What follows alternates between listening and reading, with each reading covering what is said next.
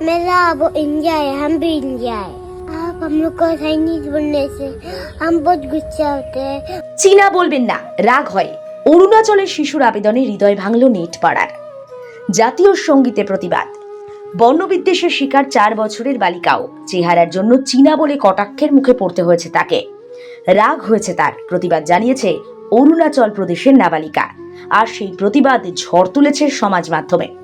সম্প্রতি অরুণাচল প্রদেশের ইটানগরের বাসিন্দা 4 বছরের ওই ছোট্ট শিশুর একটি ভিডিও সমাজ মাধ্যমে ভাইরাল। সেখানে তাকে তার চেহারার কারণে চীনা বলায় সে প্রতিবাদ করেছে।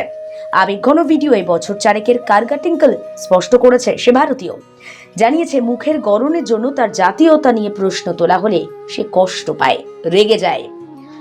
কার্গার ভিডিও এক্সে নিজের হ্যান্ডেলে শেয়ার করে তাকে সমর্থন ভালোবাসা জানিয়েছেন কৃষ্ণনগরের তৃণমূল সাংসদ মহুয়া মৈত্র। ভিডিওটিতে নাবালিকা সোচ্চারে বলছে, আমরা ভারতীয়, আমাদের চীনা বললে রাগ হয়, দুঃখ হয়। ভারতীয় বলুন, আমরা ভারতের বাসিন্দা, আমি ইটানগরে থাকি। দেশের জাতীয় সঙ্গীতও গেয়েছে সে। ছোট্ট শিশুর এই প্রতিবাদ শুধু নেট মাধ্যমে ছড়িয়েই পড়েনি, তুলে দিয়েছে বেশ কয়েকটা গুরুত্বপূর্ণ প্রশ্ন। দেশ জুড়ে বহু সমাজ মাধ্যম ব্যবহারকারীর মনে দাগ কেটেছে সেই আবেগঘন ভিডিও।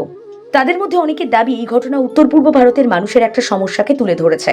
এই অঞ্চলের মানুষেরা প্রায়ই শুধুমাত্র তাদের চেহারার কারণে বর্ণবিদ্বেষের শিকার হন। একই কারণে দেশপ্রেম নিয়েও প্রশ্ন ওঠে।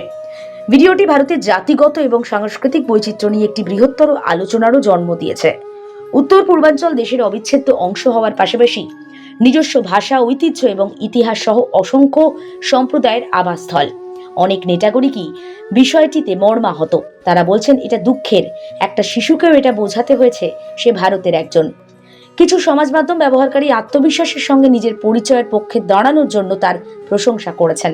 আবার অনেকের মাধ্যমে উত্তর পূর্বাঞ্চলের মানুষের ক্রমাগত অসংবেদনশীল মন্তব্য ও বর্ণবিদ্বেষের শিকার হওয়ার অভিযোগের দিকটিও তুলে ধরেছেন। নেট মাধ্যমে একজন লিখেছেন, অরুণাচল প্রদেশের এই নিষ্পাপ ছোট্ট মেয়েটির কষ্ট পুরো দেশকে নাড়িয়ে দেওয়ার জন্য যথেষ্ট। চীন যখন আমাদের সীমান্তে চোখ রাঙায়, অরুণাচলের এই লোকেরাই শত্রু দেশের কার্যকলাপের খবর আমাদের কাছে দেয়। উত্তর পূর্বের ভাই বোনেরা আমাদেরকে সব সময় সাহায্য করে। তারা অন্য কারোর চেয়ে এক বিন্দুও কম দেশপ্রেমী নন। একজন মন্তব্য করেছেন, ভারতে বাকিদের বুঝতে হবে উত্তর পূর্বের মানুষেরা আমাদের দেশের অংশ, আমাদের পরিবার। তাদের এইভাবে বলতে পারি না। দেখুন বাচ্চাটি কত মিষ্টি করে বলছে, তাকে চীনা বললে তার কষ্ট হয়। অন্য একজন বলছে, কোনো শিশুকেই যেন নিজের দেশের স্বীকৃতি পাওয়ার জন্য এমন কাকুতি মিনতি না করতে হয়।